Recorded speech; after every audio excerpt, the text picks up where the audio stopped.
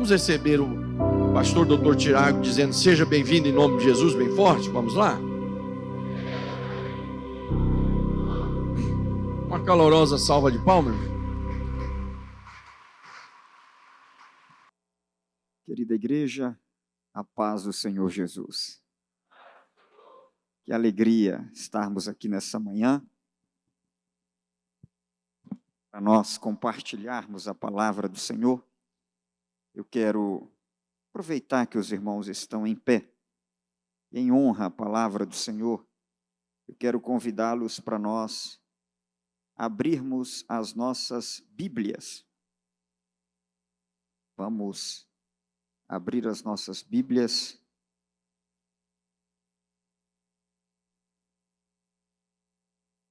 no Evangelho do Senhor Jesus Cristo, segundo escreveu Marcos. Vamos fazer um teste aqui, já está.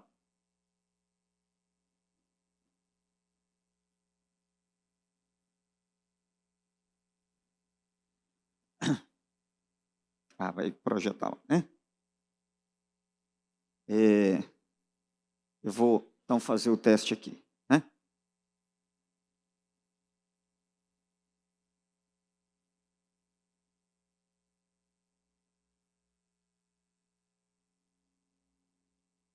Vamos fazer.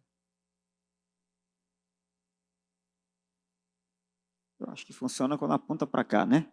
Tá certo. Muito bem. Evangelho de Marcos, capítulo 1. E nós vamos ler alguns versos.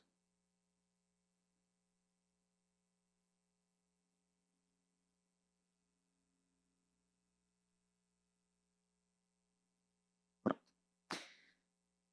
Versículo 14, que diz assim: Depois que João foi preso, Jesus foi para a Galileia, proclamando as boas novas de Deus.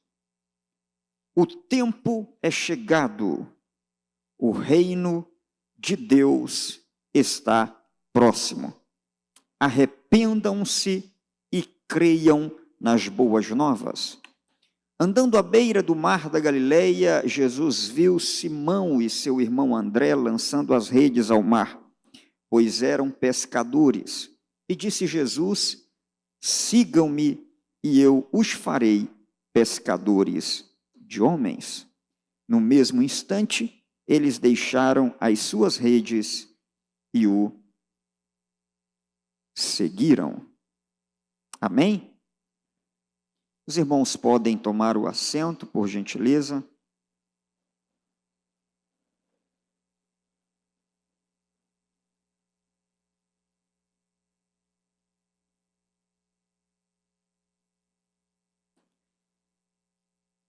Em primeiro lugar, eu quero louvar a Deus pela vida do pastor Sóstene,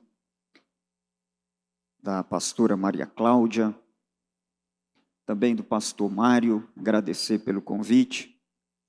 Louvar a Deus pela vida desses irmãos e irmãs, esse exército abençoado que está aqui essa hora da manhã para aprender a palavra de Deus. É uma alegria ver todo esse povo com sede. Isso é um sinal extraordinário, muito belo, e eu quero louvar a Deus por isso. Quero agradecer também a Deus pela vida do pastor Robson, que está aqui também nos acompanhando com todo o material. Quero agradecer a Deus também pela viagem, né? Ele saiu do Rio Grande do Sul, veio até aqui para participar, esteve conosco lá em Brasília também no evento que nós fizemos. E quando eu recebi o convite, eu pedi ao Senhor que trouxesse ao meu coração algo que fosse instrutivo para a vida cristã. E falar sobre a EBD nessa perspectiva, eu decidi fazer isso a partir da Bíblia. Então, toda a minha caminhada no seminário, depois nas formações, teve o foco nessa grande área da teologia, que é a Bíblia. A teologia, assim como as demais áreas, ela tem 4 grandes áreas de concentração.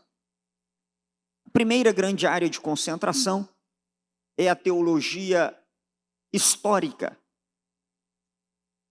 A segunda grande área de concentração é a teologia sistemática. A teologia sistemática vai lidar com a organização das doutrinas e é a disciplina que se encarrega de responder o que a Bíblia diz sobre qualquer assunto. Você pode colocar na frente dessa pergunta. O que a Bíblia diz sobre homens? O que a Bíblia diz sobre pecado? Sobre a política? Sobre o céu? Sobre a vida eterna? Enfim, você pode colocar qualquer coisa na frente. O que a Bíblia diz sobre a teologia sistemática vai sistematizar essa resposta. A outra grande área da teologia é a teologia prática, que vai lidar com uma pregação, que vai lidar com um aconselhamento, que vai lidar com o ensino, a educação cristã, portanto, a escola bíblica dominical. E a quarta grande área, e que eu acho que é a que nós assembleianos somos mais apaixonados, é a teologia bíblica.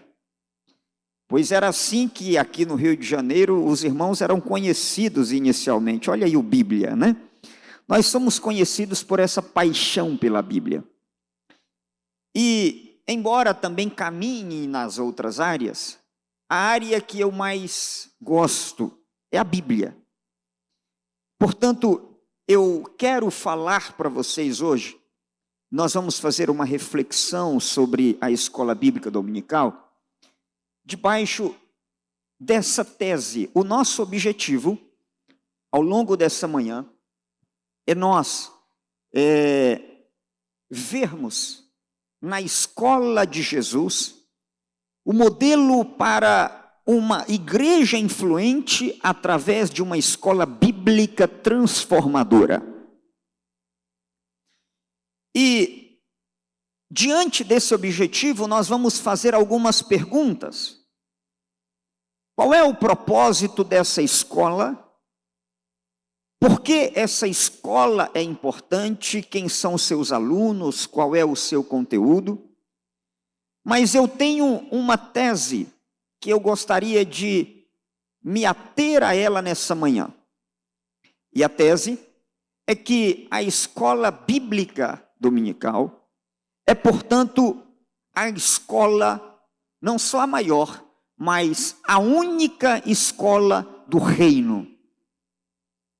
Então, a partir dessa afirmação, eu quero demonstrar isso.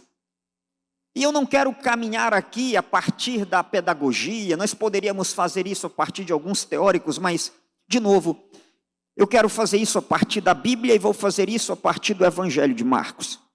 Portanto, a nossa proposta é entender essa escola do reino a partir de Jesus e a partir do Evangelho de Marcos. Dessa maneira, nós vamos usar muito a Bíblia. O que você mais vai usar agora pela manhã é a sua Bíblia. Então, se você está com ela aí, se você trouxe, esteja com ela pronta, disponível para a gente abrir os textos da Bíblia, porque eu quero demonstrar para vocês, à luz do Evangelho de Marcos, que o reino de Deus, vamos aprofundar um pouquinho sobre essa temática hoje, reino de Deus e discipulado, é o assunto com o qual Jesus mais se ocupou. E esse é o principal assunto da escola bíblica dominical. É falar sobre o reino e fazer discípulos. Então, nós entendemos que o modelo para isso está com o próprio Cristo. Então eu quero rapidamente refletir com vocês qual é o contexto desse evangelho em que a sua temática principal é o anúncio do reino de Deus. Quando eu decidi fazer o meu doutorado em teologia, eu parti de uma tese, ou de uma premissa, na verdade. E a premissa era que precisava ser confirmada ou não, mas foi confirmada a partir da demonstração que nós fizemos, que Jesus não pregou outra mensagem a não ser o reino de Deus. Todas as parábolas de Jesus tinham um foco: apontar para as verdades do reino. O Evangelho de Mateus registra 5 pregações completas de Jesus. Se você quiser ver uma pregação completa de Jesus, não está no YouTube, porque na época não tinha, mas está escrito na íntegra o sermão de Jesus. São 5 completos, fora outros fragmentos. E os 5 sermões completos, com introdução, desenvolvimento e conclusão, nós temos no Evangelho de Mateus. E essas proclamações, nós também observamos, o centro dessa proclamação era o reino de Deus. Então, quando chegamos ao Evangelho de Marcos, nós vamos mostrar que isso também acontece aqui. Esse evangelho é um evangelho que ele surge provavelmente na década de 60 e 70. Papias foi um dos pais da igreja, além de outros, que disse que esse evangelho ele foi escrito por João, chamado Marcos, aquele João Marcos que viajou com Paulo na primeira viagem missionária. João Marcos, quando viajou com Paulo, era um jovem inexperiente. Mas depois de Paulo rejeitá-lo, porque ele o teria abandonado na primeira viagem missionária, ele então se associa à tradição de Jerusalém, especialmente com Pedro, e então ele vai, por causa dessa associação com Barnabé, com Pedro em Jerusalém, ele vai ser um instrumento que Deus vai usar depois para ser o auxiliar de Pedro, quando Pedro está na cidade de Roma. E em julho de 64, houve um grande incêndio na capital do Império Romano, e por causa desse incêndio que aconteceu, provocado pelo próprio imperador Nero, a igreja começou a ser perseguida. Com a perseguição que se abateu sobre a igreja, então a igreja em Roma foi a que pegou essa perseguição mais intensa. Pedro era pastor na igreja que ficava nessa capital, junto com João Marcos, o seu auxiliar, que não era mais aquele jovem inexperiente, agora tinha se tornado um grande obreiro. Paulo está preso também nessa capital, nessa cidade. É quando ele sabe que por essa perseguição ele vai morrer, e ele diz: combati o bom combate, acabei a carreira, mas eu guardei a fé. Pois bem, quando Paulo morre, Pedro morre, aí os pais da igreja atestam que a igreja, muito entristecida, a igreja fica sem o seu líder, aquela pessoa que havia andado com Jesus. Mas João Marcos, que sabia ler, sua mãe era uma mulher de posses, a igreja que morava em Jerusalém se reunia na casa da sua mãe. Portanto, quando Tiago é solto da prisão, que vem a igreja, está orando, e uma serva vai até a porta, ali é a casa de Maria, mãe de João Marcos. João Marcos, então, tem essa capacidade de escrever, o que era poucos que tinham essa capacidade na época. Então a igreja vira para João Marcos e diz assim: João Marcos, você é a pessoa mais capacitada para escrever o que Jesus fez e o que Jesus falou, e nós queremos que você escreva para nós o evangelho. Aí a gente entende como Deus transforma até as coisas que a gente não compreende. Até a rejeição de Paulo para com João Marcos, Deus usou com um propósito e fez com que ele se associasse a Pedro, andasse com ele e escrevesse o primeiro evangelho. Marcos foi, portanto, o primeiro evangelho a ser escrito, do qual também outros evangelistas tiveram como base. Agora, esse evangelho, então, tem um propósito. E aí nós temos, esse é o último tópico do que está apresentado aí para vocês. Esse evangelho, ele não é escrito sem propósito, ele é escrito com um propósito. Eu costumo dizer que os evangelhos são teologia de tarefa. Você pode repetir isso comigo? Teologia de tarefa. Pode ser mais forte, teologia de tarefa. Isso significa dizer que hoje, quando a gente tem um projeto, tem uma ideia, como pastor também, né? Não sei se posso já dar um spoiler aqui para vocês, mas em breve vai lançar um livro aí, né? Também pela editora Sinodal, já, né? O material já está pronto, já está escrito, um livro interessantíssimo, né? Agora, vejam, quando a gente tem uma ideia, a gente diz, vou escrever um livro. Mas não era assim antigamente. João Marcos não diz, eu quero, antes de morrer, plantar uma árvore, escrever um livro, e o que mais? 3 coisas, né, que as pessoas falam. Uma delas é escrever um livro. Não era assim.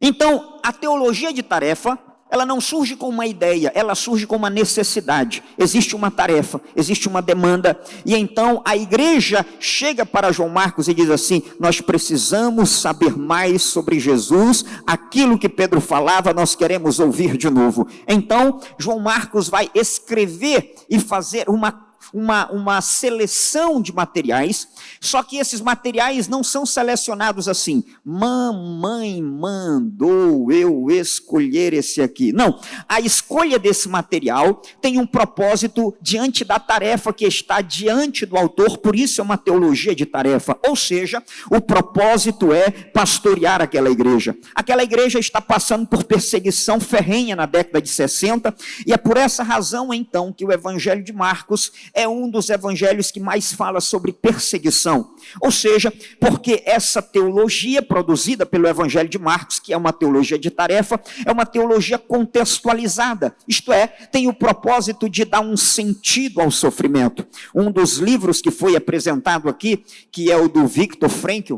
Viktor Frankl era esse judeu que sobreviveu ao Holocausto, e ele disse uma coisa interessante em uma das suas palestras nos Estados Unidos. Ele diz que quando a gente está em sofrimento, mas a gente não tem esperança, a gente entra em desespero. Portanto, ele falou de uma fórmula. A fórmula é a seguinte: sofrimento menos esperança é igual a desespero. Toda pessoa que se desespera é alguém que está diante de um problema, mas não tem esperança. É por isso que a igreja do Senhor Jesus Cristo, mesmo atravessando dificuldades ao longo da história, ela nunca sucumbiu e nunca se desesperou, porque ela tem esperança. A igreja passa pelo sofrimento, mas a igreja passa com a esperança, porque ela tem em mente a mensagem do reino de Deus. O Evangelho de Marcos é essa mensagem de esperança. E o Evangelho de Marcos tem um tema muito especial, é o tema da cruz de Cristo. Como é que Marcos, então, vai falar sobre sofrimento?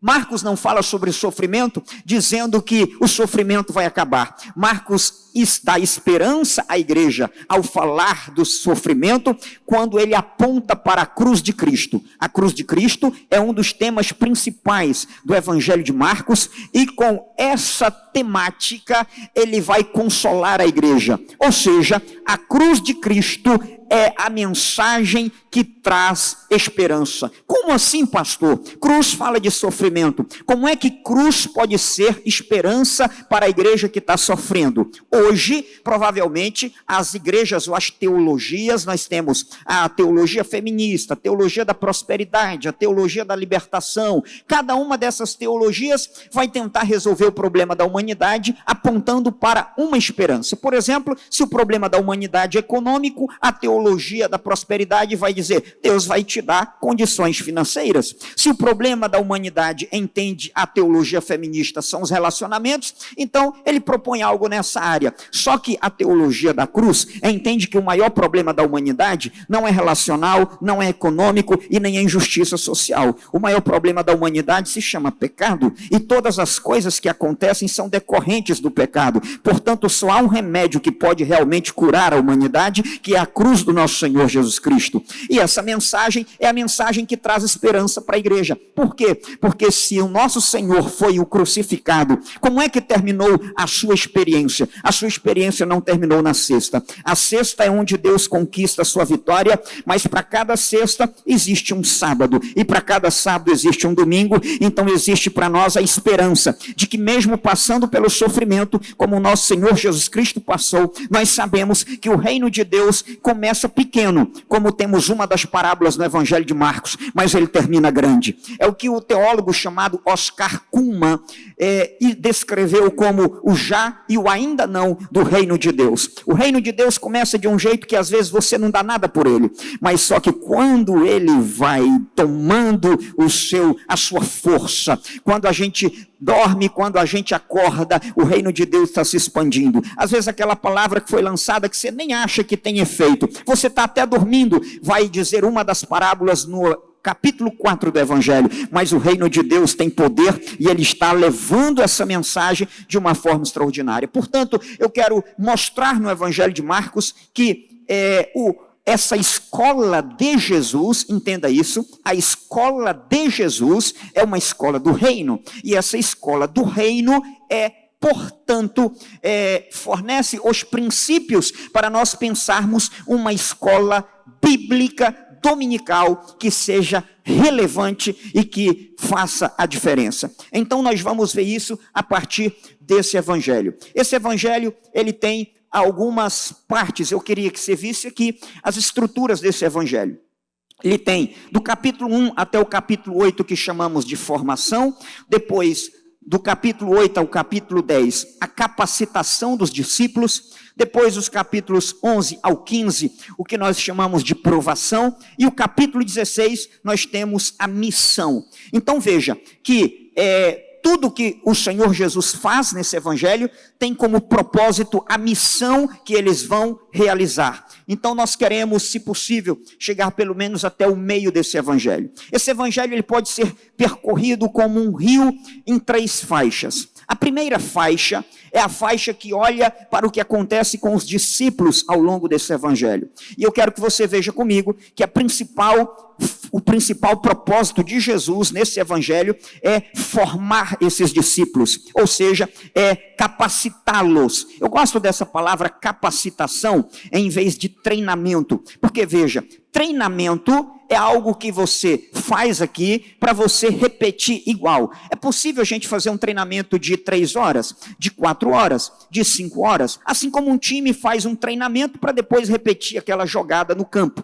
Mas a capacitação é diferente do treinamento, porque a capacitação, ela capacita para a ação. Então, quando Jesus reúne os seus discípulos, ele não reúne os seus discípulos para uma mentoria, ele não reúne seus discípulos para um treinamento. Jesus reúne os seus discípulos para capacitá-los para agir e para anunciar o reino de Deus. É isso que nós entendemos que a escola bíblica precisa ser. Agora, a escola bíblica, então, deve nascer das necessidades reais. Essa é a nossa tese a partir do Evangelho de Marcos. Uma escola bíblica que seja relevante precisa descrever ou precisa estar voltada para as necessidades reais da igreja. Ou seja, uma escola bíblica que quer realmente fazer a diferença, ela não fica falando daquilo que ninguém precisa. Não, a aula da escola bíblica precisa nos desafiar. Você precisa sair da sala de aula dizendo assim: eu preciso ser um discípulo melhor.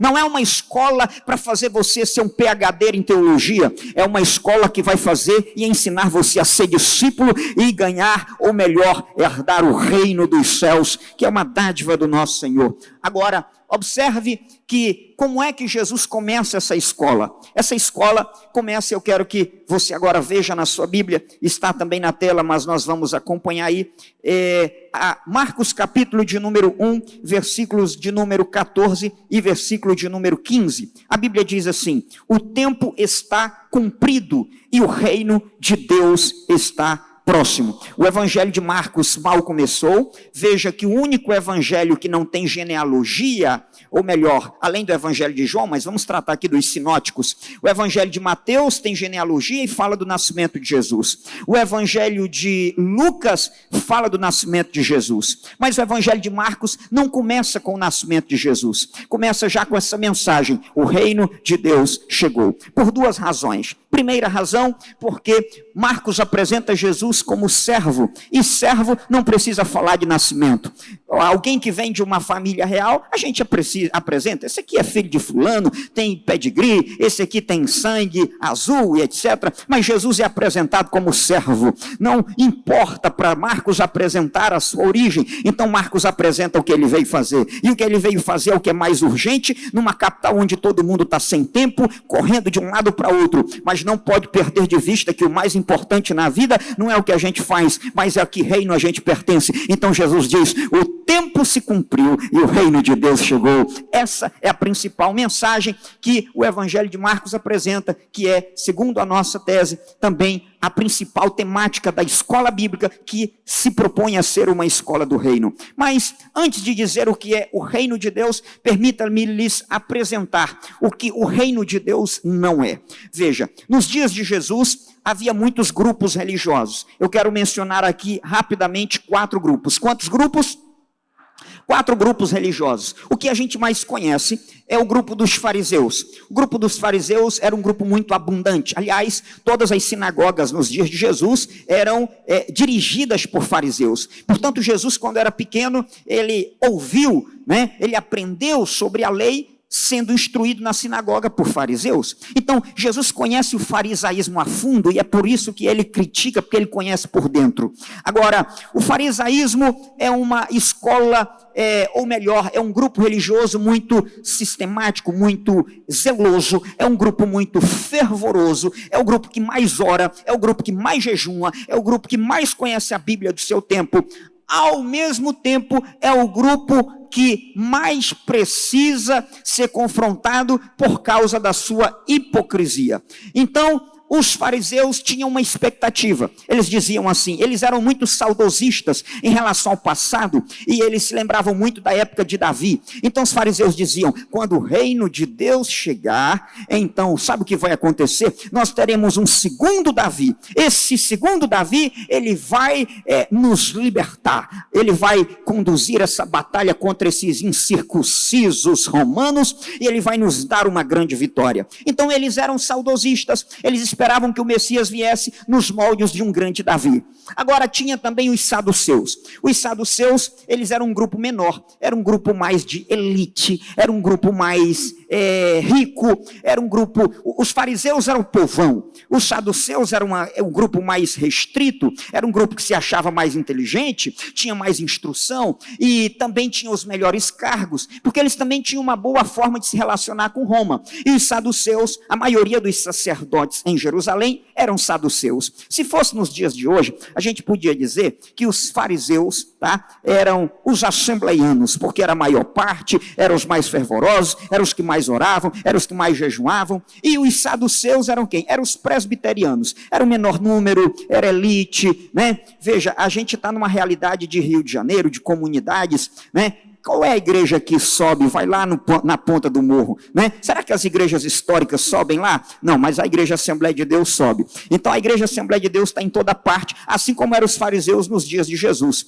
Agora os saduceus diziam assim, quando o reino de Deus chegar, ele vai vir através do sacerdócio de Jerusalém e vai fazer um grande sacrifício. Aí além dos fariseus e dos saduceus, tinha também os essênios. Os essênios, antes daqueles sacerdotes assumirem o templo em Jerusalém, cerca de 100 anos antes de Cristo, por uma questão política, Antíoco Epifânio tirou toda a linhagem sacerdotal da família de Zadok do templo de Jerusalém e disse assim, agora vocês vão sair e eu vou colocar outros sacerdotes aqui, e agora o cargo sacerdotal passou a ser uma questão de disputa política. Quem é mais amigo do rei vai ganhar os melhores cargos. Eles tiraram os sacerdotes legítimos e colocaram outros sacerdotes. Aqueles sacerdotes que se entendiam serem sacerdotes legítimos, o que eles fizeram? Eles foram lá para o deserto da Judeia, eles fundaram uma comunidade e eles não tinham muita coisa o que fazer durante o dia, porque não tinha templo, não tinha como fazer sacrifício.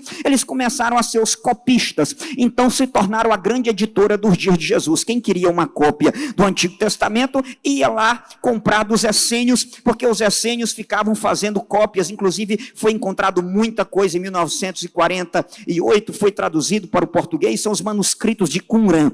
Os essênios diziam assim: aquele templo lá está corrompido, e quando o reino de Deus chegar, ele vai tirar todos eles, e ele vai fazer um grande julgamento. Ele vai colocar justos para um lado, trigo ele vai guardar, e a palha ele vai jogar para o outro lado, e então ele vai fazer um grande julgamento. Portanto, quando o reino de Deus chegar, ele vai ser um grande juiz, que vai de imediato estabelecer o grande trono branco. Aí tinha também os zelotes. Os zelotes eram aquele grupo revolucionário, aquele grupo que não aceitava Roma em hipótese nenhuma. Seria aquele grupo que diz assim: nós vamos ganhar aqui, quando o reino de Deus chegar, Deus vai trazer uma grande revolução. Era aquele grupo que acreditava que o reino de Deus iria se estabelecer através da justiça social. Seria o que a gente chama hoje de teologia da libertação. Seria hoje o que nós poderíamos dizer é o MST, aquele grupo que acha que ganha tudo na força, no brado, no grito. Vamos fazer uma confusão aqui, vamos resolver o problema, expulsar, fazer uma arruaça, expulsar os romanos. Então os zelotes diziam: quando o reino de Deus chegar, Deus vai ser um grande revolucionário. Os essênios diziam: Deus vai ser um juiz. Os saduceus diziam: Deus vai ser um grande sacerdote, vai descer e vai fazer sacrifício aqui no templo. E aí os fariseus diziam assim: ele vai vir a moda davídica, que era também a visão dos discípulos. Ele vai vir a moda davídica e ele vai instaurar o reino aqui, vai dar um trono para cada um. Inclusive, tem dois dos discípulos de Jesus que querem garantir logo o da direita e o da esquerda, e então vai tirar Roma daqui. Sabe qual é a grande surpresa? A grande surpresa é que o reino de Deus não vem de nenhuma dessas formas, nem como dizia qualquer um desses grupos. A grande surpresa é que Jesus vem, implanta o reino de Deus, e a metáfora que ele usa para a gente entender não é que ele é um juiz, não é que ele é um sacerdote, não é. Deus não veio estabelecer um tribunal, Deus veio para fazer uma grande pescaria, e ele está chamando pessoas para participar disso, e ele diz: venham após mim, porque o reino chegou, e nós viemos para fazer uma grande pescaria. Deus não é juiz, Deus não é sacerdote, Deus não se apresenta como revolucionário nem arruaceiro, mas ele se apresenta em Jesus como um grande pescador, e todos são convidados para essa pescaria, e ele diz: o reino de Deus é uma rede de arrastão, e nós vamos ganhar almas para o reino de Deus. Portanto, a melhor metáfora para a gente compreender o reino de Deus é que o reino de Deus é essa perspectiva de Deus, a partir da qual ele chama pessoas não apenas para uma revolução. Ele não se apresenta como sacerdote, embora ele seja o grande sacerdote, mas ele se apresenta como o grande pescador. Ou seja, se você entender isso, você começa a compreender, ou seja, o reino não se deixa emparedar. Nós só vamos começar a entender o reino de Deus quando a gente compreender o reino como uma missão, como uma pescaria, e quem está participando dessa pescaria sabe que o reino de Deus tem um propósito: é alcançar, transformar pessoas e mudar a vida dessas pessoas. Portanto, escola bíblica dominical, se ela é a escola do reino, ela precisa começar a entender que seu propósito é transformar. Enquanto ela não conseguir transformar vidas, porque o que a gente vê? A gente vê o crente que está há 30 anos na escola bíblica dominical, e muitas vezes é um crente imaturo. Então, nós como professores e superintendentes, esse é um desafio que eu carrego comigo e compartilho com meus professores. Eu falo: olha, essa escola aqui não é escola para ensinar ninguém a ser PhD em Bíblia ou em teologia sistemática. Nós estamos aqui para ensinar o marido ser um bom marido, para ensinar o homem ser um bom pai, para ensinar a mãe ser uma boa esposa, para ensinar o filho a parar de ser desobediente, para ensinar o crente a parar de ser infiel, para ensinar o crente a entender que o reino de Deus chegou e ele exige uma decisão existencial. Portanto, se nós queremos ser realmente uma escola transformadora, nós precisamos começar a entender que a escola bíblica dominical tem que começar com caráter, tem que começar com transformação, tem que começar com vida cristã, e ensinar que o nosso propósito aqui não é só terminar a revista. O nosso propósito aqui é chegar no céu, glorificado seja o nome do Senhor.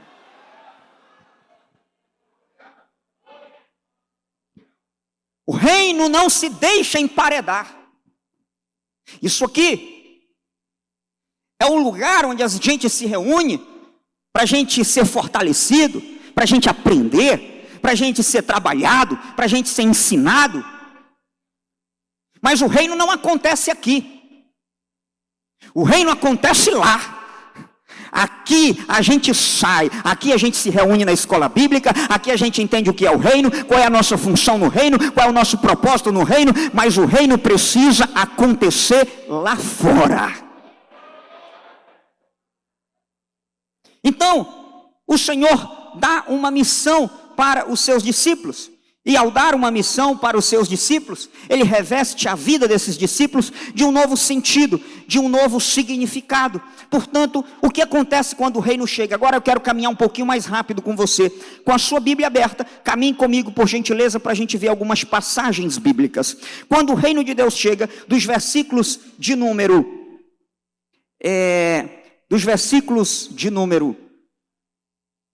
1. Eu estou sem o time aqui desse negócio, só um minutinho.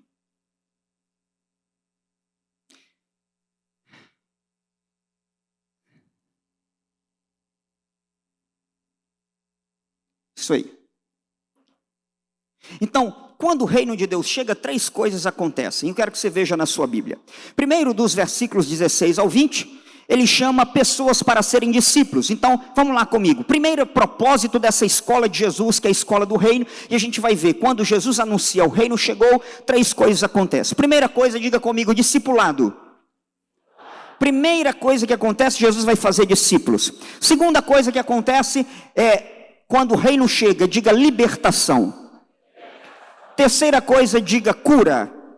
Então olha o que acontece, do capítulo de número 1, versos 21 até o versículo 28, Jesus vai para uma sinagoga e ali acontece uma libertação, porque um demônio se manifesta e vai inclusive dizer, este é o Messias, ou melhor, este é o Santo de Deus. Agora, em seguida, nos versos 29 em diante, nós vamos ter algo diferente. Jesus vai para a casa de Pedro e as pessoas se aglutinam ali fora para serem curadas, ou melhor, para serem saradas. Então, essas 3 coisas acontecem. Pessoas são transformadas, pessoas são libertas, pessoas são curadas. Essa é a marca nos evangelhos de que o reino de Deus chegou. Como é que a gente entende e compreende a chegada do reino de Deus? O reino de Deus chega quando a gente percebe que uma mensagem é proclamada com poder e essa mensagem ela tem resultados.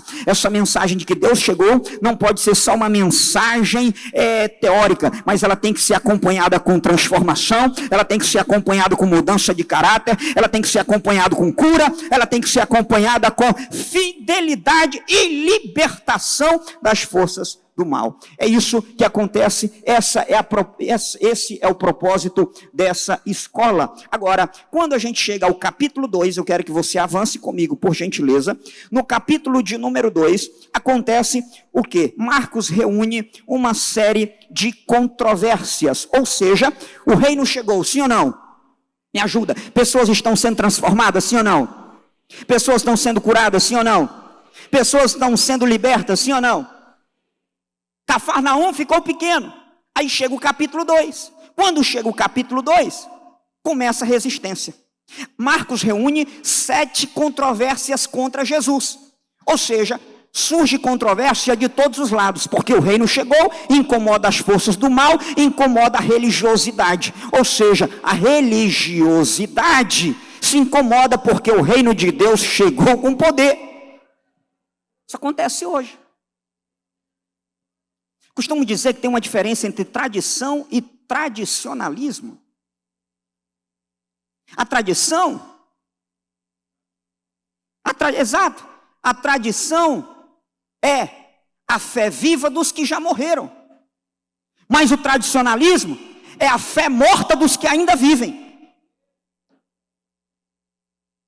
A tradição de Lutero, Alguém que é a fé viva daqueles que já morreram, de Calvino e tantos outros, de Zwinglio. Agora, o que é o tradicionalismo? É gente viva com fé morta. Deus não quer isso. E essa coisa chamada religiosidade e tradicionalismo se incomoda quando o reino de Deus chega, porque o reino de Deus chega para transformar. Portanto, onde há ensino bíblico, haverá o que, gente? Me ajuda. Resistência. Aí Marcos começa uma série de resistência. Então Marcos reúne 5 controvérsias. Vamos lá. A primeira controvérsia, leia comigo, por gentileza. A primeira controvérsia com os escribas, está no capítulo 2, verso 7. Depois tem a resistência com os fariseus, 2:18. Diga, fariseus. Depois uma controvérsia sobre lei sabática, depois acontece uma cura no sábado. Agora, escute isso, quando Marcos registra no capítulo 2 que Jesus, ele sofre perseguição, ele também registra uma outra coisa. O que acontece? Os fariseus, os escribas, os discípulos de João, eles tentam de todas as formas minar o movimento de Jesus. Como é que eles fazem? Primeiro, eles tentam colocar o povo contra Jesus, mas eles também tentam colocar os discípulos contra Jesus, e ele também tenta colocar Jesus contra os discípulos. Então uma hora ele chega para o povo e diz assim, olha o que ele está fazendo aí, Moisés não ensinou assim. Outra hora ele chega para os discípulos e falou assim, é assim que o mestre de vocês está fazendo? Outra vez ele chega para Jesus e fala assim, por que os teus discípulos são diferentes? O que eles estão tentando fazer? Eles estão tentando minar, eles estão tentando destruir essa unidade. Por quê? Porque o reino de Deus, percebe-se logo de imediato que o reino de Deus não pode ser parado. Só há uma forma de alguém tentar minar essa unidade, é quando tenta minar por dentro. Eles vêm de fora e tentam fazer isso. Só que aí tem um detalhe, ou seja, quando eles fazem isso, eles não vão obter êxito. Por quê? Que eles não obtêm êxito, porque agora você vai ver na sua Bíblia, Marcos capítulo de número 3 e versículo de número 7. Olha Marcos capítulo 3, versículo de número 7, o que a Bíblia vai dizer? Jesus começa esse ministério na sinagoga, só que aquilo que começou na sinagoga já está grande demais. Marcos 3 e 7 diz, a sua Bíblia e a minha, que os discípulos vão para o mar e tem uma grande multidão. Quando Marcos acaba de registrar a perseguição, ele coloca os resultados da perseguição. Sabe qual é o primeiro resultado da perseguição? É que a igreja cresce. Agora não cabe mais em sinagoga. Agora tem que fazer na beira do mar, porque a multidão é grande. Isso é o primeiro resultado de uma escola que se diz escola do reino. Por quê? Ela vai enfrentar oposição. Quando ela começar a pregar o verdadeiro evangelho. Quando ela sair de tradicionalismo e começar a transformar vidas de verdade. E começar não só a pregar, mas começar a viver. Eu disse aqui uma outra vez, a gente falou sobre a pedagogia de Jesus. Tem um livro ali publicado sobre a pedagogia de Jesus.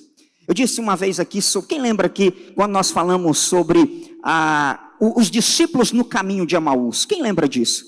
Os discípulos no caminho de Emaús tem uma coisa interessante. Enquanto Jesus está falando, o coração deles está aquecendo. Eles estão sentindo um fervor espiritual, sim ou não? Eles estão sentindo uma chama no coração, sim ou não? Mas não adianta só sentir. Esse é o problema da nossa geração. O pessoal quer só sentir. Não adianta só sentir. Sentir não transforma. O que é necessário? A Bíblia diz, naquela passagem, que os olhos deles só se abriram quando o pão foi partido.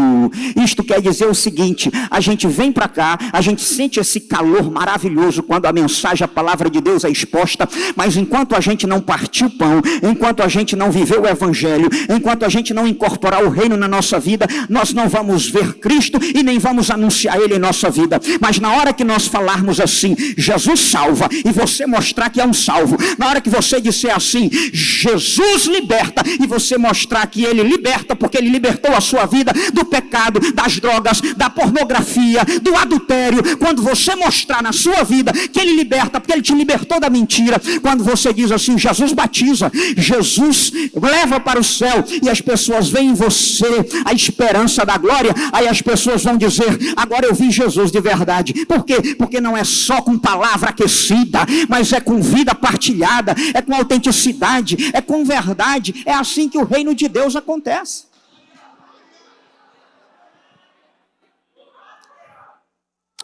Tem uma das palavras extraordinárias de Jesus sobre o reino de Deus, ele diz assim, é a oração do Pai Nosso. E ele começa dizendo assim, Pai, Fala mais forte, Pai. Uma das coisas mais extraordinárias é o que está aqui. Quando essa perseguição acaba, Jesus vai restaurar e vai transformá-los em uma família.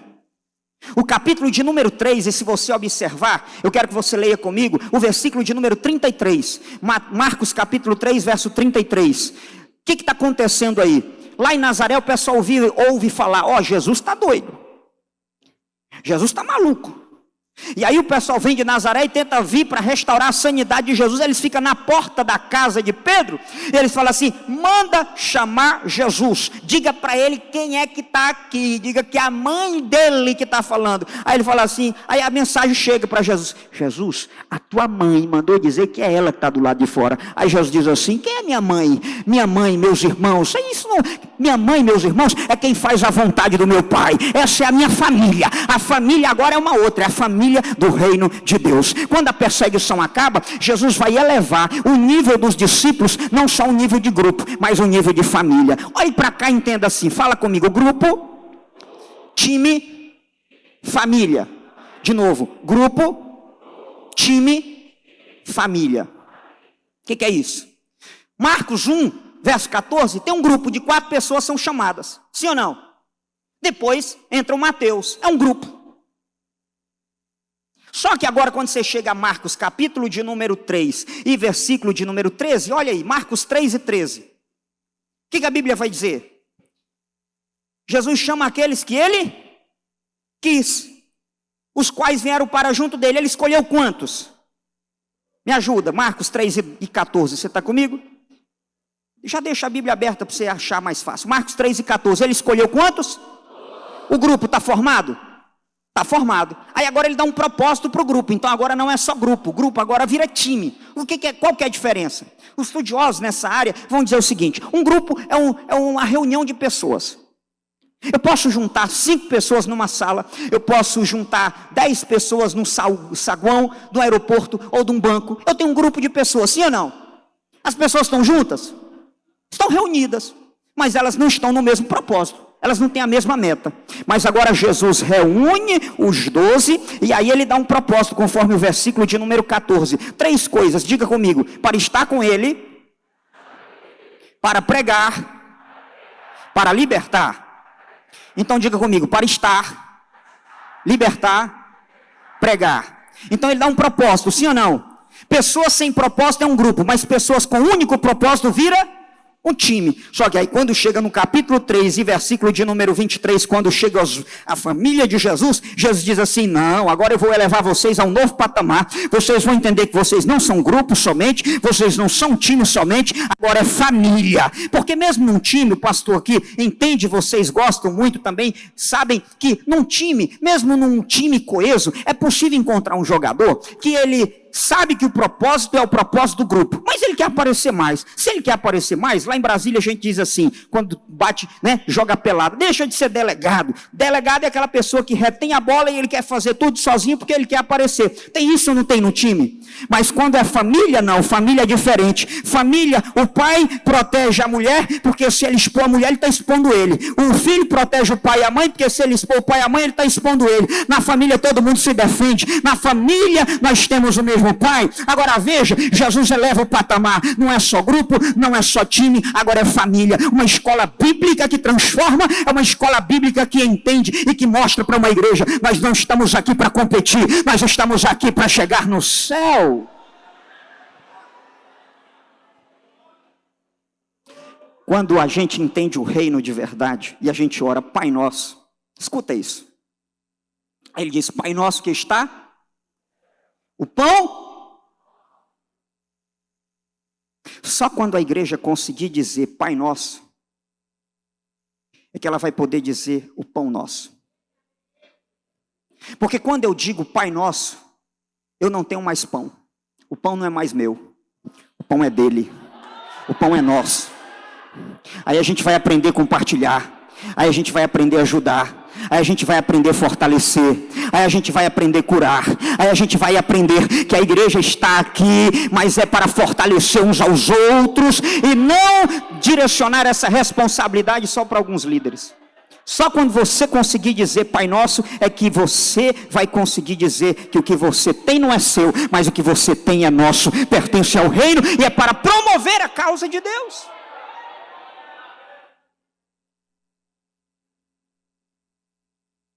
Aí, o que eu acho interessante, é que agora Jesus vai conduzir o nível desses discípulos, através dessa escola, a um outro nível. E ele faz isso de 4 maneiras. Primeiro, ele vai investir na organização. Uma escola precisa ser organizada. Jesus investe na organização. Ou seja, ele completa a equipe dos 12. Ele dá uma identidade familiar, como já dissemos. Ele investe na instrução, no capítulo 4. E depois ele envia os 12 para uma missão. Ele dá novas responsabilidades. Mas se não, vejamos a primeira. A primeira é a seguinte. É que agora Jesus vai fazer algo extraordinário, com a sua Bíblia aberta, Marcos capítulo de número 3 e versículo de número 14. Jesus escolhe 12, mas olha que coisa extraordinária, quando Jesus escolhe os 12, Jesus vai agora ensinar para eles algo extraordinário, o que é ser discípulo. O discipulado não é um curso de 13 lições, o discipulado é uma jornada. O discipulado é ser parecido com Cristo. Aliás, o discipulado é a gente entender que nós não temos outra mensagem e que nós não temos outro propósito, e o que mais importa para nós é o reino de Deus.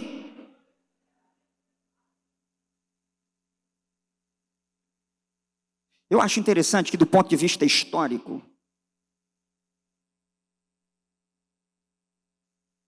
a gente escolheu um nome para designar aqueles que são discípulos de Cristo. E historicamente falando, olha o nome que nós escolhemos, cristão. Poderia ser cristim, sim ou não? Não, poderia ou não poderia ser cristim? Um Cristo menor. Mas olha o nome que a gente escolheu.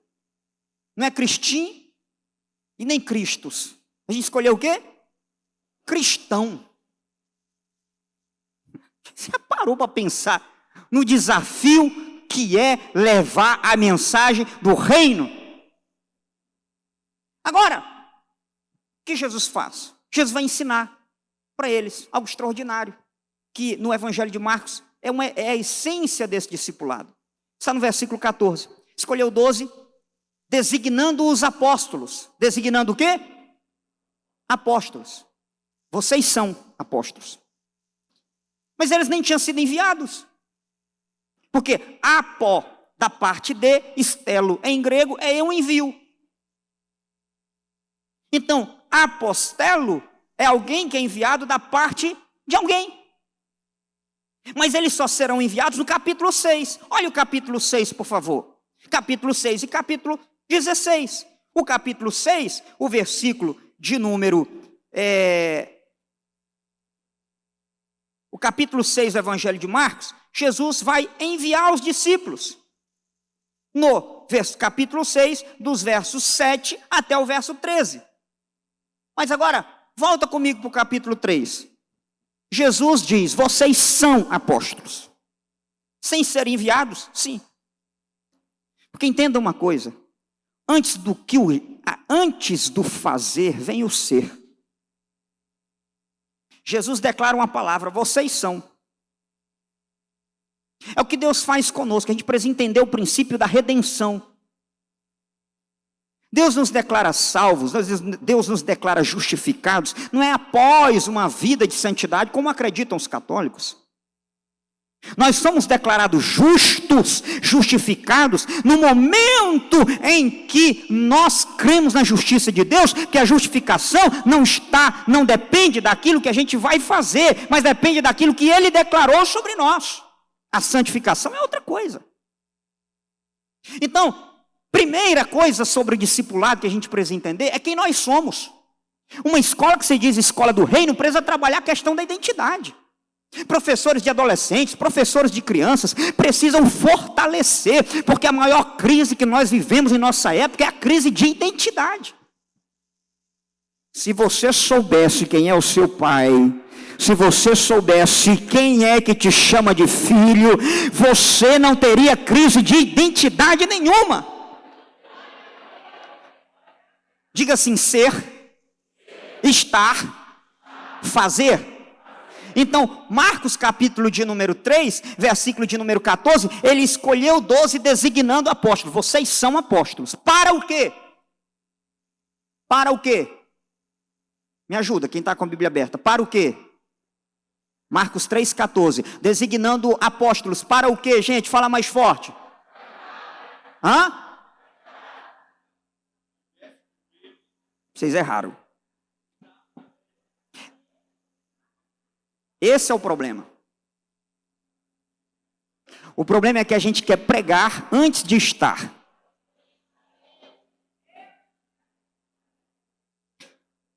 Os discípulos não podem pregar. Os discípulos só vão ser enviados para um estágio temporário no capítulo 6, porque é uma ida rápida e volta. Depois, os discípulos, o capítulo de número 4 e o capítulo de número 5, acontece duas coisas. Quantas coisas? Capítulo 4, olha o capítulo 4. Capítulo 4 tem 4 parábolas. Quantas parábolas? Os discípulos vão fazer o quê? Olha para mim. Vão fazer o quê? Aí o capítulo 5, para 4 parábolas tem 4 milagres. Os discípulos vão o quê? De novo, capítulo 4 tem 4 parábolas. Os discípulos vão? Capítulo 5 tem 4 milagres. Os discípulos vão? Só no capítulo 6 é que eles vão ser enviados como estagiários para uma missão rápida e eles precisam voltar. Sim ou não? Mas antes de serem enviados, eles precisam.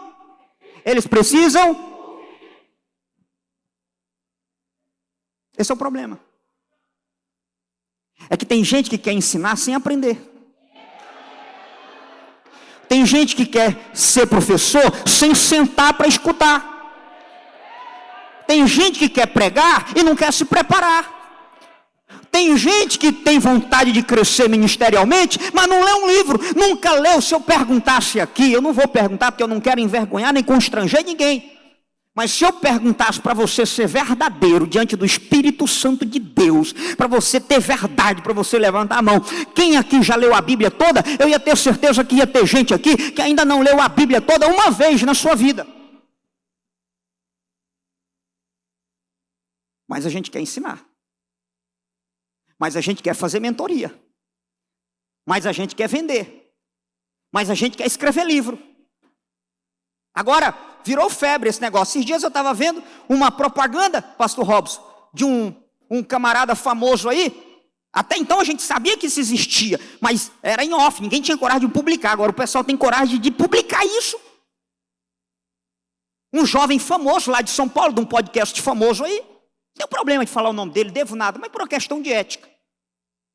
Aí ele vai lá nas redes sociais, nós criamos uma empresa, gente, nós tem uma empresa agora, a empresa tal, é uma empresa que vai ajudar você a escrever, você que não tem condições, você pega uma mensagem, vai transformar isso num livro. Olha só. Aí as pessoas vão escrever por você. Você não precisa escrever coisa nenhuma, você não precisa estudar. Hoje nós vivemos essa época que a pessoa não estuda, a pessoa não se prepara, a pessoa não se esforça e a pessoa vai lá e quer ser reconhecido por aquilo que ela não fez. Escuta uma coisa, meu filho, você quer ser reconhecido no reino de Deus? Vai dobrar o joelho, vai se preparar, vai ficar a noite acordado, vai ler a Bíblia, vai ler livros, senta a bunda numa cadeira, me perdoa a expressão, e vai aprender em nome de Jesus, porque quem não serve para aprender, não serve para ensinar.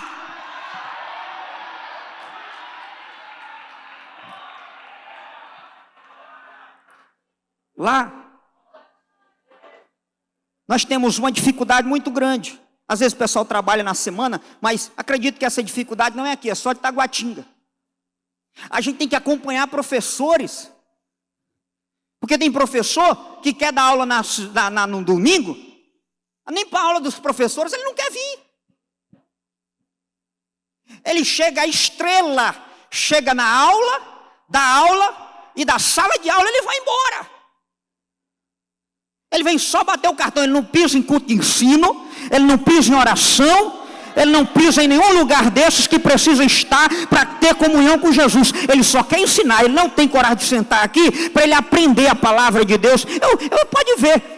Talvez isso seja uma realidade só nossa, não tem isso aqui no Rio de Janeiro, mas a gente faz uma conferência, tem professor de escola bíblica que não vem, porque ele acha que já sabe de tudo. Escuta uma coisa, antes de você pregar, você tem que sentar para ouvir, você tem que ver. Discipulado não é um curso de final de semana, nem um diploma que você ganha na internet. Discipulado é andar com Jesus todo dia, todo dia, todo dia, todo dia, todo dia, todo dia, todo dia.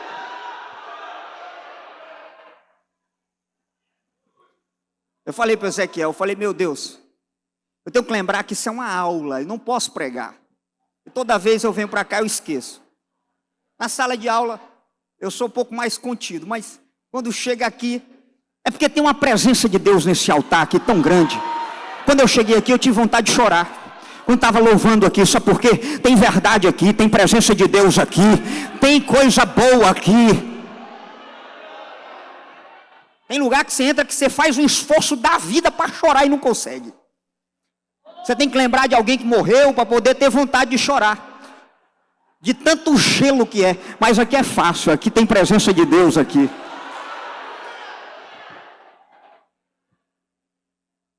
Brincar um pouquinho para vocês distrair.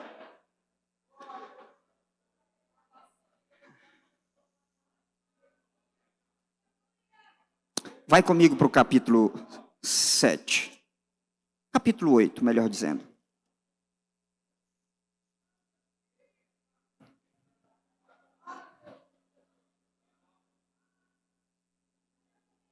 Então essa é a ordem do discipulado.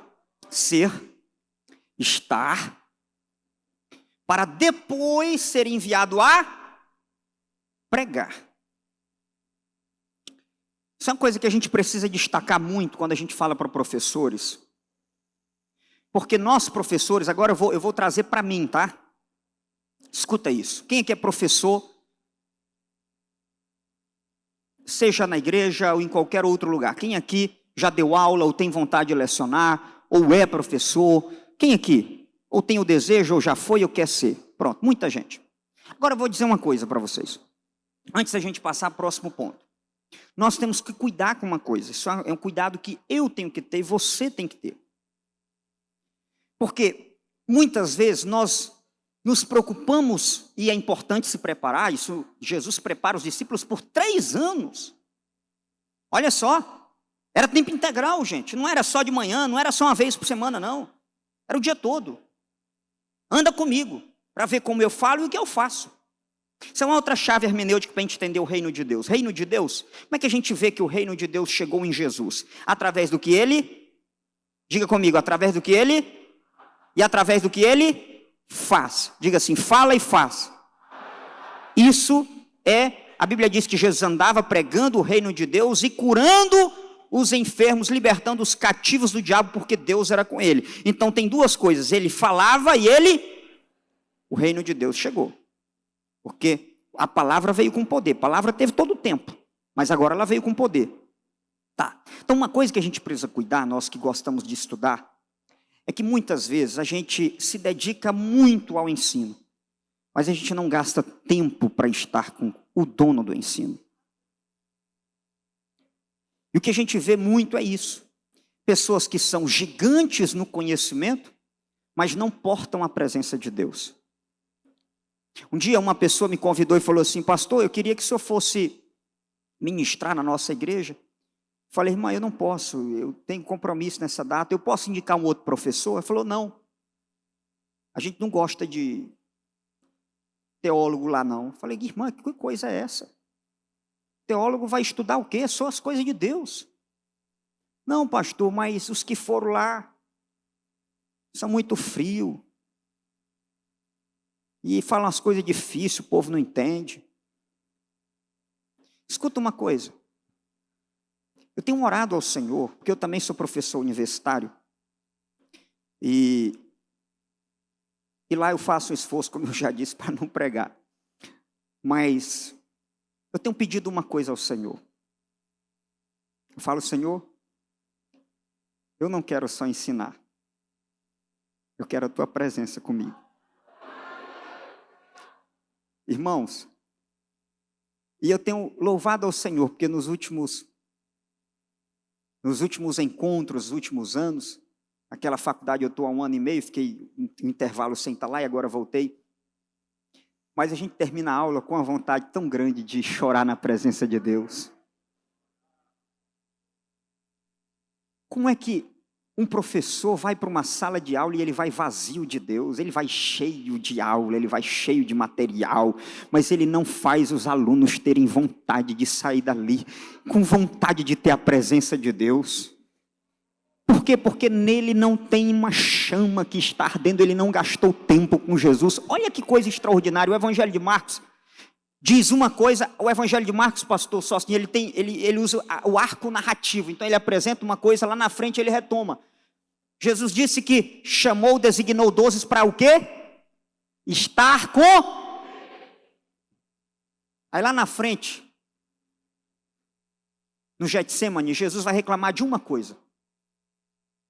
Jesus não reclama porque eles não oraram.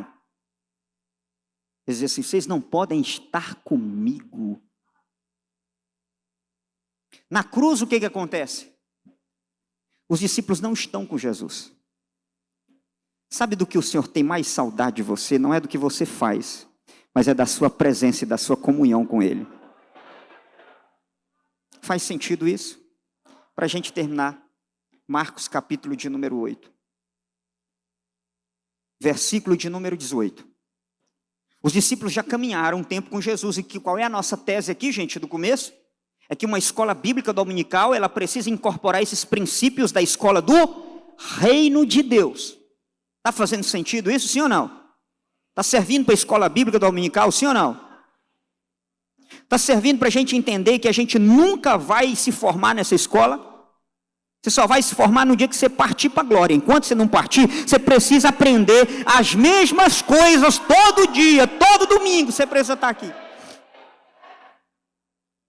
Então escuta. Marcos capítulo 8, depois dessa jornada toda, o que aconteceu?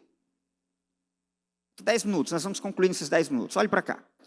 A jornada foi longa, já chegamos ao capítulo 8, sim ou não? Quando chega no capítulo 8, Jesus faz uma avaliação. Toda escola tem que ter uma avaliação. Toda organização tem que fazer uma avaliação. Parar para avaliar onde é que a gente está acertando, onde é que a gente está errando. Jesus para no meio. O Evangelho de Marcos tem quantos capítulos? 16. Naquela época não havia essa numeração. A gente sabe disso. Isso foi do século 16. Tudo bem. Mas nós estamos no meio do Evangelho. No meio do Evangelho, capítulo 8, verso 18, vamos ler juntos.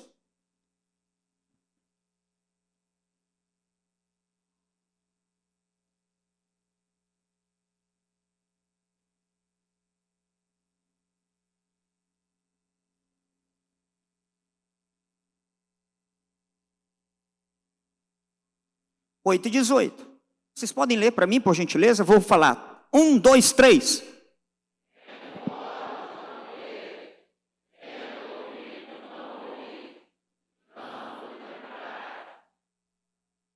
Ok, Jesus está falando isso para os seus discípulos.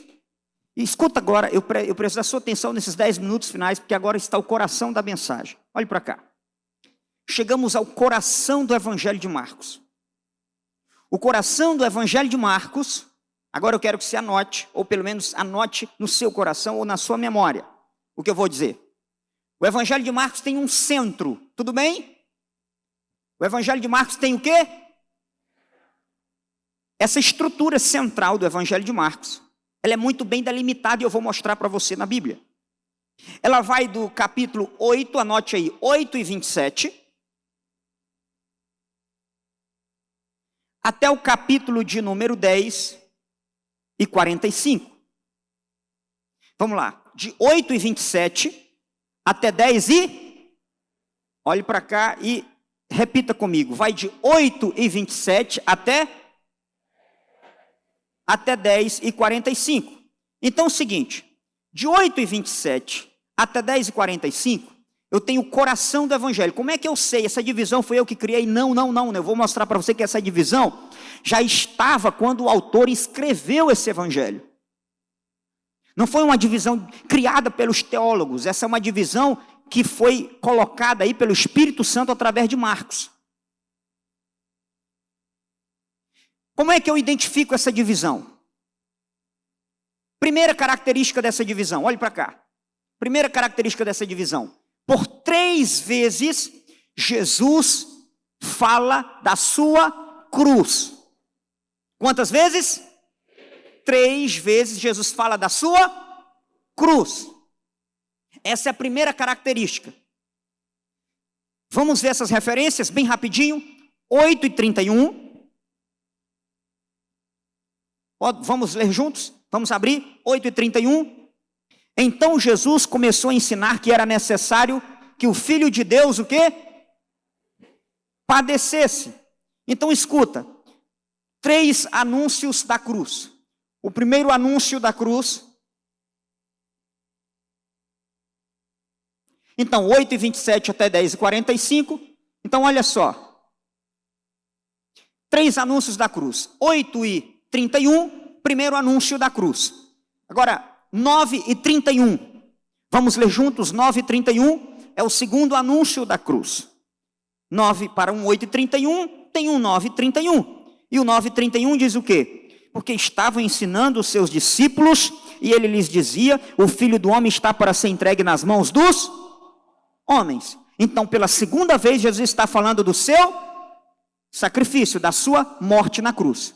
Mas falta a terceira, sim ou não? A terceira está em 10:32 e 33. Vamos ler juntos? O que diz aí? Em 10:32. 10:32 vai dizer assim: eles estavam subindo para Jerusalém, e o verso 33, estamos subindo para Jerusalém, e o Filho do Homem será entregue nas mãos dos homens. Gente, quantas vezes Jesus fala da sua cruz? 3 vezes. Olha para cá agora de novo. Essa é a primeira característica, de que aqui a gente tem um bloco literário. Jesus fala 3 vezes da sua morte. Tudo bem? Segunda característica. Antes de começar esse bloco, nós temos a cura de um cego. E quando termina esse bloco, nós temos a cura de outro cego. Vejam comigo, na sua Bíblia, Marcos capítulo 8, verso 22 ao 26. Nós temos a cura de um cego. De onde é esse cego?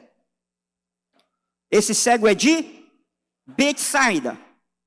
Aí, eu disse para vocês que esse bloco literário termina em 8:45. Depois que termina em 8:45, tem a cura de um outro cego. Esse cego é de onde? Olha aí, pode pescar agora. É de Jericó. Então, primeira característica desse bloco é que 3 vezes Jesus fala da sua paixão.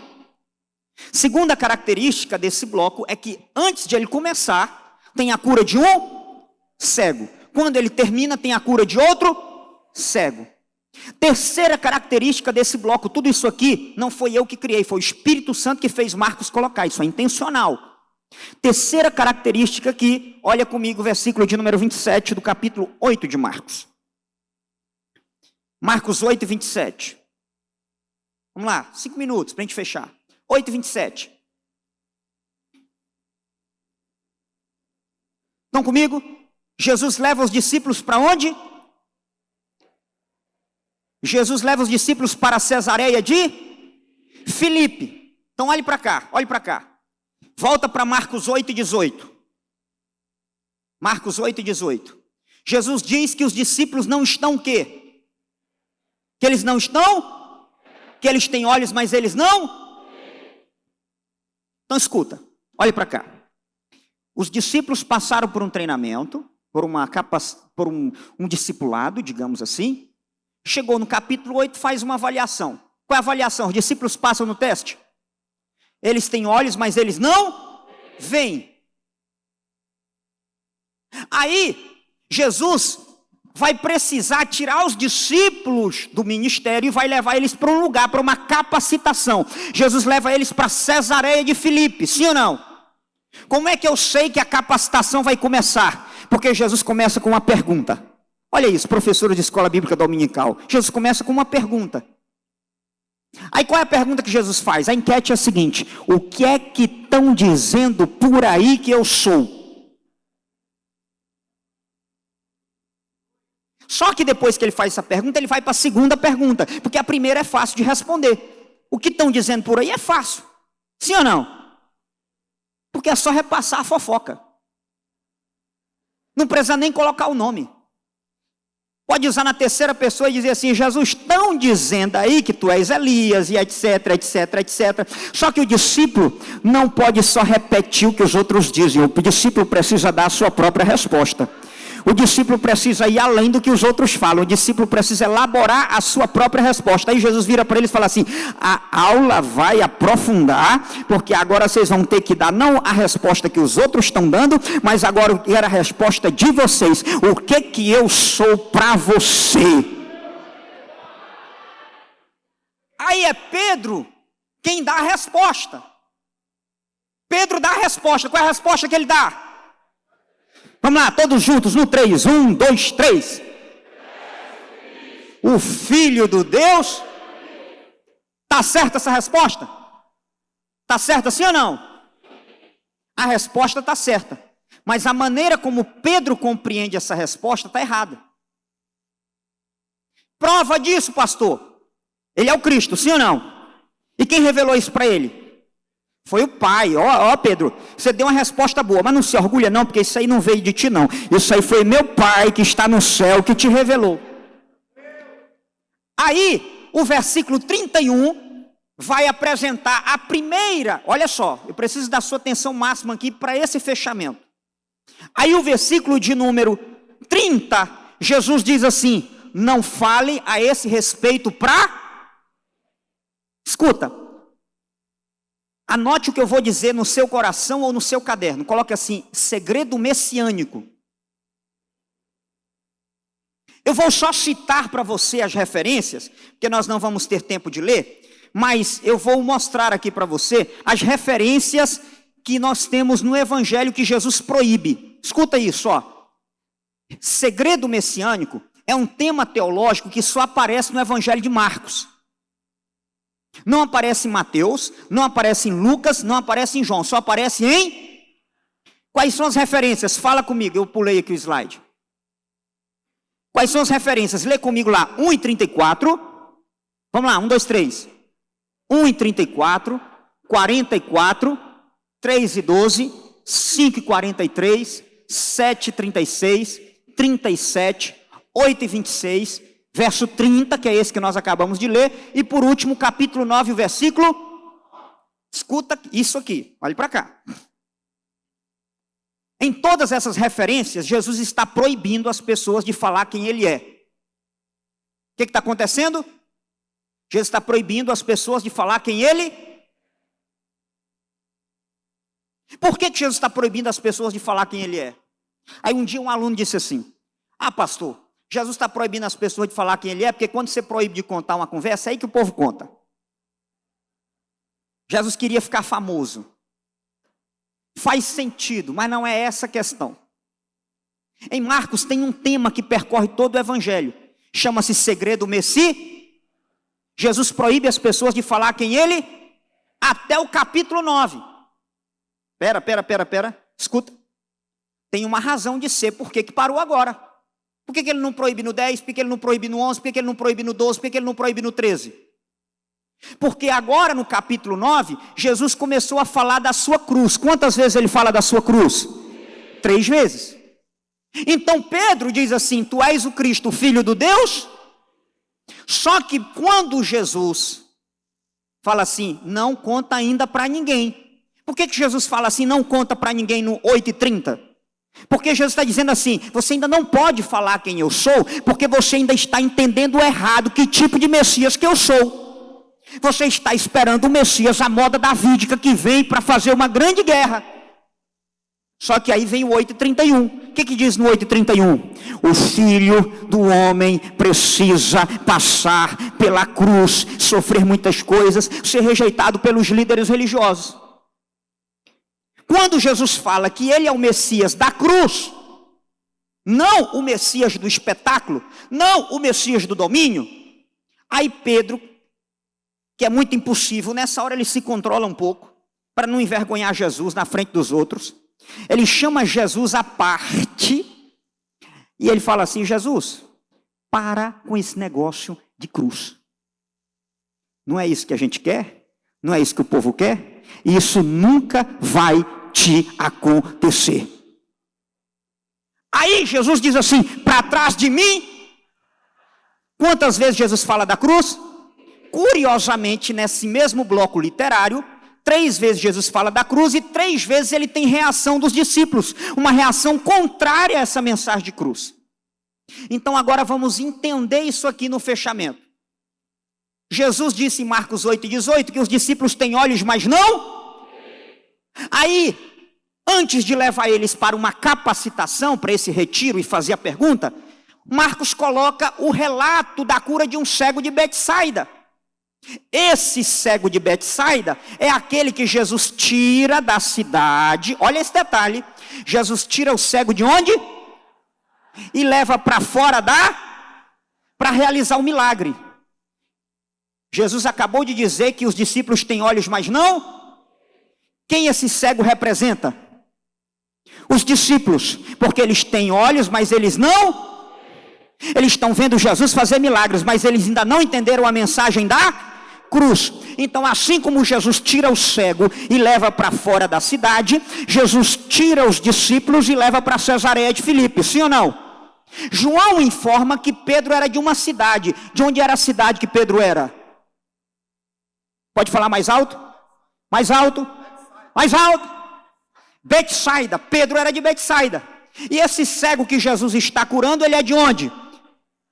Então escuta aqui, Jesus acabou de dizer, os discípulos têm olhos, mas não veem. Aí agora, no começo dessa capacitação, tem a cura de um cego. Lá no final tem a cura de outro cego, que aí é outra coisa. Mas vamos ficar com esse primeiro cego. O primeiro cego é curado em 2 etapas. Ele é levado para fora da cidade. Jesus faz um milagre instantâneo. Faz um pequeno barro, coloca um pouquinho de saliva, mistura, faz ali um pouquinho de barro, coloca nos olhos para dar um par de olhos novos, mas esse homem vê em etapa, ele não consegue ver. Aí Jesus fala, você está vendo? Ele disse assim, eu estou vendo pessoas andando como árvore. Olha como está boa a visão desse homem. Vendo pessoas andando como árvore. Árvore anda. Árvore é tropeço, talvez para esse homem que quando o cego topou em alguma árvore, depois topa em outra, já está aqui, essa árvore não é outra. O que está acontecendo com Pedro? Pedro diz, tu és o Cristo, filho do Deus? Está certa? Mas ele compreende? A compreensão dele é completa?